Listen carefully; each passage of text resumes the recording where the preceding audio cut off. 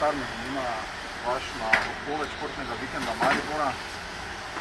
Tomaž Barada je v bistvu zdaj izjavil, da je to sporočilo mariborski občini, da je financiranje športa v mestu veliko krizi.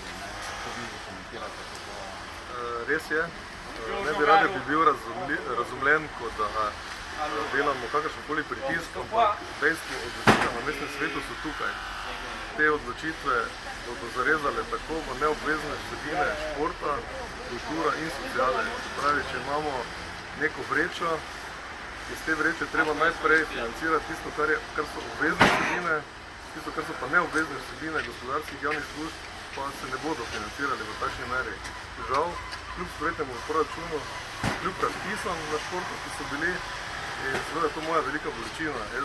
Mi se bomo trudili speljati nadaljevanje redne seje in izredne seje, da bi vseeno pripričali svetnike, da to ublažimo v čim večji možni meri. Jaz res ne vidim potrebe, da bi financirali predvsem v turistični sezoni subvencioniran prevoz v gondolo tudi za obiskovalce drugih, to je neobvezna gospodarska služba.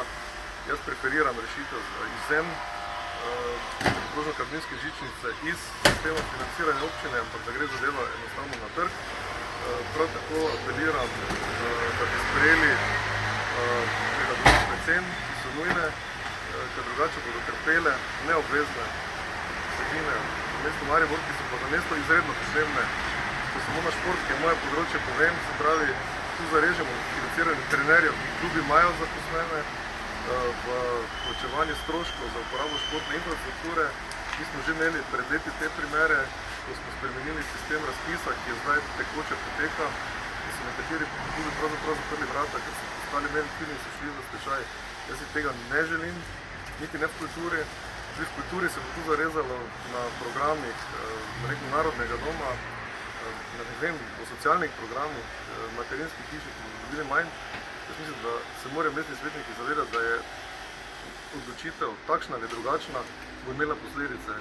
Sami pa morajo presoditi, katere posledice za mesto so pač primerne. To je pač odgovornost politike. Odločitev je sprejeta, takšna ali drugačna je odločitev. Športna zveza, klubi, društva opozarja, da decembra občine niso še prejeli denarja kljub sprejetem proračunu. Res je. Petek imate sestanek z njimi? Res je, razpis je bil zaključen, pogodbe so na mizi, ampak zaradi tega, ker virov prihodkov glede na sprejet proračun ni, bomo morali razmišljati o delnih odločbah, kjer so pač nekateri pravni pomisleki še ta trenutek. Mi bi radi dali čim prej pogodbe ven, vsaj za delno financiranje. Sam osebno si pa želim, in to tudi na mestnem svetu predlagal, da bi vseeno prilagoditve cen sprejeli in da bi ostalo financiranje športa takšno, da se predvideno bo z razpisom v proračunu. Torej, prav razumem, petek sestanek, da se pogovarjali v smeri, da ne bi bilo 100% financirano, ampak delno. Če pa bomo na mestnem svetu v mesecu junija vseeno sprejeli prilagoditve cen, bomo pa pogodbe naredili takšne, kot so brez razpisa.